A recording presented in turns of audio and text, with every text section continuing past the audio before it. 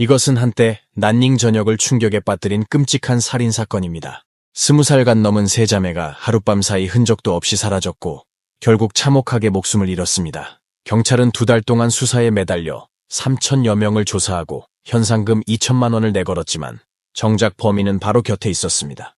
낯익은 어둠 속 바로 이웃의 문 뒤에 숨어 있었던 것입니다. 지금부터 남부도시를 발칵 뒤집은 난닝 세자매 살인사건을 재구성해 보겠습니다. 시간은 2009년 2월 12일로 거슬러 올라갑니다. 첫째 언니 친차오메이는 평소 연락이 잘 되던 세 여동생과 갑자기 연락이 두절되자 불안한 예감을 느끼고 이들이 살고 있던 난닝의 자오저우하도 아파트로 급히 향했습니다. 셋째 친상과 넷째 친차오핑은 B동 703번 방에 함께 살고 있었고 둘째는 따로 방을 쓰고 있었습니다.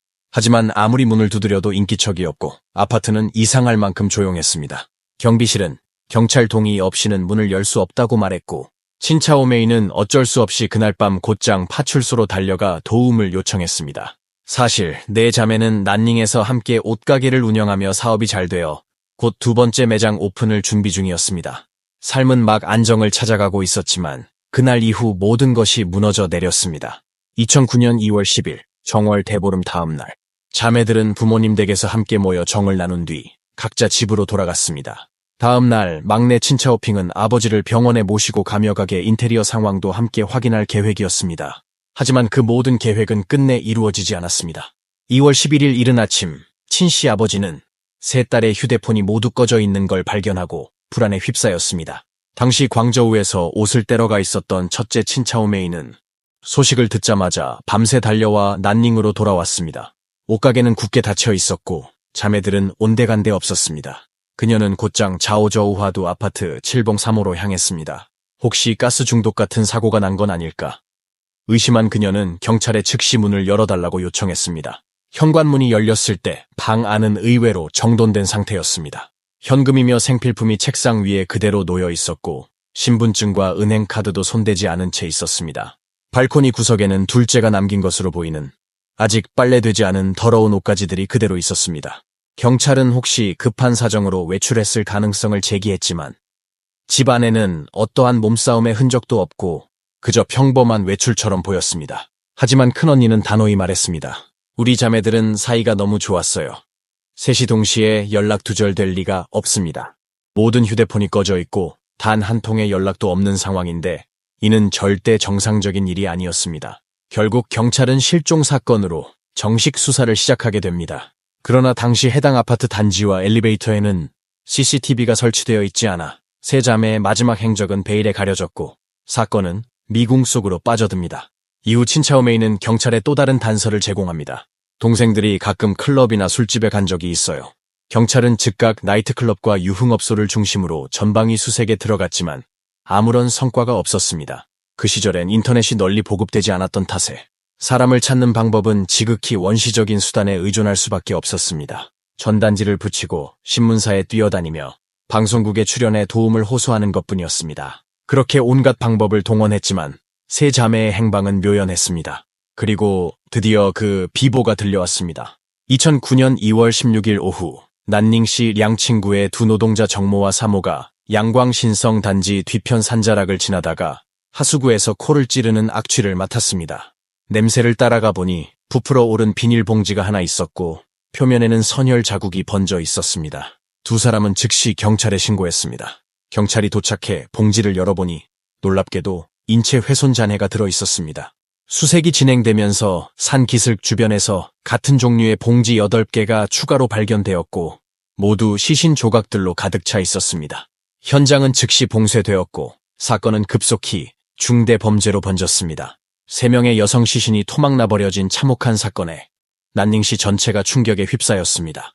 법의학자들은 밤샘 작업으로 시신 조각들을 맞추고 신원 확인에 나섰습니다. DNA 대조와 실종자 기록을 비교한 결과 이들은 바로 6일 전 실종된 친가족의 세 자매임이 최종 확인되었습니다. 실종에서부터 희생까지 불과 6일 만에 벌어진 일이었습니다. 청춘 한창의 그들은 의류가게를 운영하며 미래를 꿈꾸었지만 참혹하게 살해되고 시신은 야산에 버려졌습니다.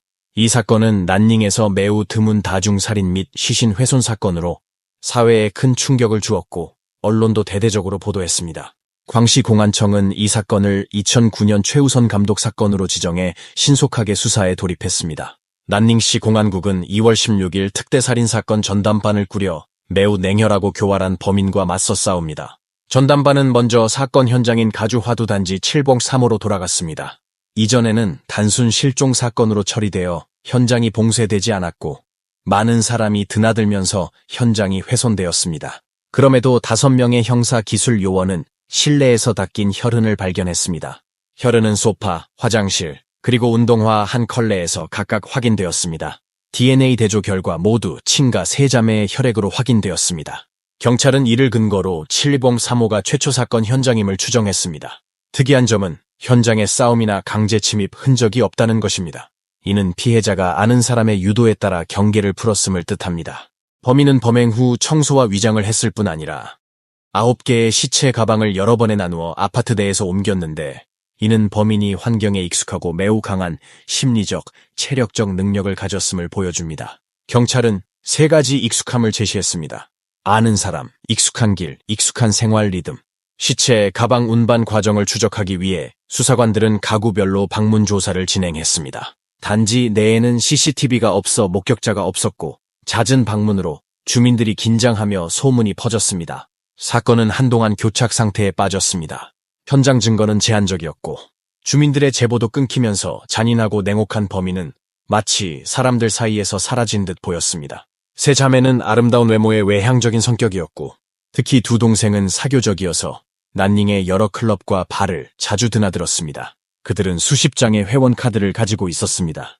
또한 친구들과 집에서 자주 모임을 가졌고 온라인 소셜 활동도 활발하여 휴대폰 연락처에 수천 명의 번호를 저장하고 있었습니다. 경찰은 세 사람의 교제 범위가 매우 복잡하여 고위험 요소가 잠재되어 있다고 판단했습니다. 난닝시 공안은 신속히 수사 범위를 확대하여 형사, 특경, 인터넷 안전 등 여러 부서를 동원해 전면 수사를 개시했으며 2천만 원의 현상금을 내걸고 용의자의 7가지 특징을 공개해 시민들의 제보를 촉구했습니다. 일주일 내에 경찰은 수백 건의 신고를 접수받았고 조사 대상자는 3,900명에 달했습니다. 전담 수사팀은 정사, 원한에 의한 살인, 강도, 채무 분쟁 등 각종 흔한 동기를 하나씩 배제했습니다. 하지만 진짜 돌파구는 시체가 담긴 천가방에서 나왔습니다. 그것은 평범하지 않은 이불 가방으로 시장에서 흔히 볼 수 없는 특별한 재질이었습니다. 경찰이 출처를 추적한 결과 이 가방은 2004년 8월에만 생산된 2,000개 한정품이었고 그중 1,000개는 난닝시 직업기술학원에서 당해 신입생에게 침구류를 담는 용도로 구매해 지급한 것으로 확인됐습니다. 이 학생들은 2007년에 졸업했습니다. 경찰은 범인이 이 800여 명 졸업생 중 한 명이거나 그들과 직접 접촉한 사람일 가능성이 매우 크다고 추정했습니다. 전담팀은 800여 명 졸업생의 신원과 현재 거주지를 하나하나 확인했습니다. 그 중에서 중요한 단서를 발견했습니다. 세 사람은 모두 사건 현장인 가주화도 단지에 거주하고 있었고 그중 한 명은 이름이 란신청으로 7섹3호 맞은편 7셉9에 살고 있었습니다. 24세인 그는 경찰이 이전에 파악한 용의자 삼숙과 매우 흡사한 특징을 보였습니다. 더 충격적인 점은 사건 초기에 란신청이 경찰 조사만 8차례나 받았다는 것입니다. 그는 침착한 태도를 보이며 세 자매를 모른다고 주장했고 사건과 무관하다고 했습니다. 그는 사건 발생지 인근에 계속 거주했으나 이사간 흔적도 없었고 행동도 정상적이어서 충분한 의심을 받지 못했습니다. 란신청은 1985년생으로 광서 대신현 출신이며 2004년 난닝시 직업기술학원에 입학했고 2007년 졸업 후 난닝에 남아 근무했습니다. 부모가 가주화도에 집을 마련해 주었고 그는 그곳에 장기 거주했습니다. 당시 단지는 주거 밀집 지역이었으며 이웃 간 거리가 가까웠는데도 사건 당시 아무도 이상한 소리를 듣지 못해 의문을 자아냈습니다. 사건 당일 밤 그는 집을 나간 적이 있습니까? 그의 행적은 그가 말한 대로였습니까? 추가 조사 결과 중요한 이상점이 드러났습니다. 2009년 2월 11일, 즉 세 자매가 연락이 끊긴 다음 날, 란신청은 깊은 밤이 돼서야 회사에 출근 기록을 했습니다. 이후 그는 연달아 3일간 휴가를 내고 결국 사직했습니다. 사건 전후 갑작스런 이상 행동은 경찰의 의심을 크게 샀습니다. 68일간의 치밀한 수사 끝에 2009년 4월 25일, 경찰은 란신청을 공식적으로 형사수사팀으로 데려왔습니다. 조사에 임한 그는 침착하게 질문에 답했고 사건 연루를 끝까지 부인하며 차분한 태도를 유지해 오히려 섬뜩함을 자아냈습니다. 하지만 단서들은 점차 모였고 심리와 증거가 맞붙는 대결이 시작되었습니다. 그런데 경찰은 이미 사건 현장에서 20여 건의 DNA 샘플을 채취해 분석했으며 비교 결과 남성 DNA 한 건이 란신청과 완벽히 일치했습니다.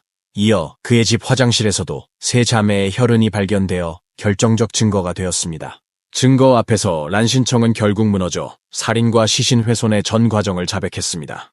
이 평범해 보이는 청년은 중산층 가정 출신으로 아버지는 공무원, 어머니는 사업가였습니다. 대학 졸업 후 안정된 삶을 누렸으나 감정 상처와 내성적 성격 때문에 점차 극단적으로 변해갔습니다. 그는 인터넷과 음란물에 빠져 자존감이 낮아지고 분노를 키웠으며 특히 이성에 대해 적대적인 심리를 가졌습니다. 춘절 이후 맞은편 집으로 3명의 젊은 여성이 이사왔고 특히 막내인 친사는 그가 몰래 관찰하고 환상에 빠진 대상이 되었습니다.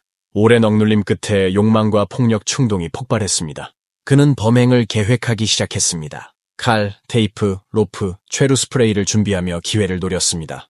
2009년 2월 10일 저녁 8시경 그는 친산과 친추이핑이 집에 돌아오는 것을 보고 곧바로 아래층으로 내려가 그들의 집 전기 차단기를 내렸습니다. 친산이 아래층으로 내려와 문이 잠기지 않은 것을 보고 란신청은 이 틈을 타 그들의 집에 침입했습니다. 먼저 소파에 있던 초이핑에게 최루 스프레이를 뿌려 제압하고 결박했습니다. 몇 분 후 친산이 집에 돌아왔습니다. 그는 TV 소리를 크게 틀어 소음을 감추고 문이 열리는 순간 친산을 끌어내어 날카로운 칼로 심하게 다치게 한 뒤 결박했습니다. 밤 9시경 둘째 친친이 세탁기를 돌리러 집에 왔을 때도 마찬가지로 공격당해 제압되었습니다. 세 자매가 모두 통제되자 그는 TV와 휴대폰을 꺼 외부와의 모든 연락을 끊었습니다. 9시 45분경 그는 화장실에서 친이핑을 강제로 침해하려 했으나 격렬한 저항에 부딪혔습니다. 감정이 폭발한 그는 일이 드러날까 두려워 결국 3명 모두를 잔혹하게 살해했습니다. 몸싸움 중 자신도 찰과상을 입어 현장에 피가 남았습니다. 세 생명이 그렇게 사라졌고 완전히 어둠으로 빠져든 한 마음이 드러났습니다. 한밤중 란신청은 세 자매의 시신을 3차례에 나누어 자신의 집으로 옮겼습니다. 이후 현장으로 돌아가 현장을 정리하고 몇 컬레 신발과 몇 개의 손가방을 가져가 그들이 아직 집에 돌아오지 않았다는 거짓 상황을 꾸몄습니다. 범행을 숨기기 위해 그는 회사에 사흘간 휴가를 신청했고 전기톱과 베개 커버를 구입하여 자신의 집 화장실에서 새 시신을 잔인하게 절단했습니다. 사흘 뒤 한밤중 그는 전동차를 타고 시신 조각이 든 9개의 가방을 나누어 10km 떨어진 외진 물길에 버렸습니다.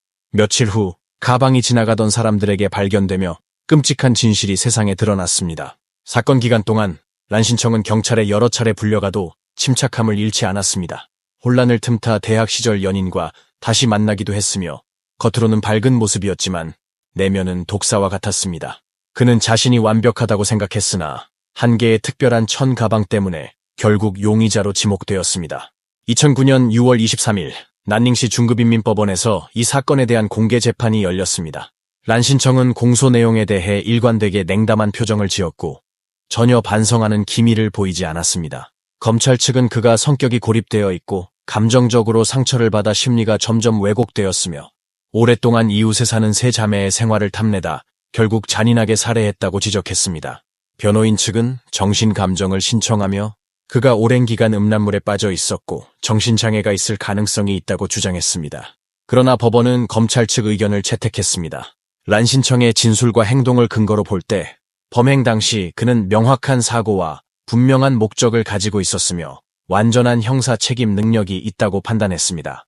법관이 질문하자 란신청은 정신병력이 없다고 부인했고 피해자 가족에게 3억 원의 배상을 하겠다고 말했습니다. 그러나 법원의 평가 결과 실제 배상 능력은 매우 제한적이어서 결국 840만 원만 배상하도록 판결났습니다.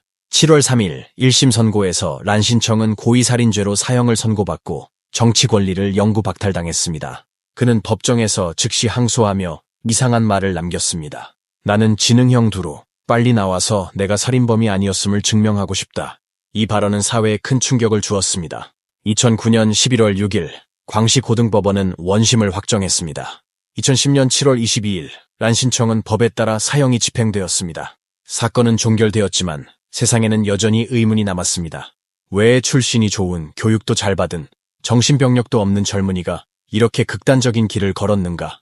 란신청은 가난하거나 폭력적인 가정에서 자라지 않았고 사회에 버림받은 경험도 없었지만 스스로를 완전히 포기했습니다. 그는 음란물과 환상에 빠져 현실의 변화를 거부했고 내면의 욕망도 제어하지 못했습니다. 감정의 불균형과 오랜 억압 속에서 범죄의 심연으로 빠져들었고 3명의 생명을 앗아가며 자신의 삶도 파괴했습니다. 재판 마지막에 란신청은 자신의 최후 평가를 남겼습니다. 스스로 타락했다. 이것이 그가 스스로 내린 최종 결론이자 이 비극의 가장 무거운 각주였습니다. 시청해 주셔서 감사합니다. 구독과 좋아요는 사랑입니다.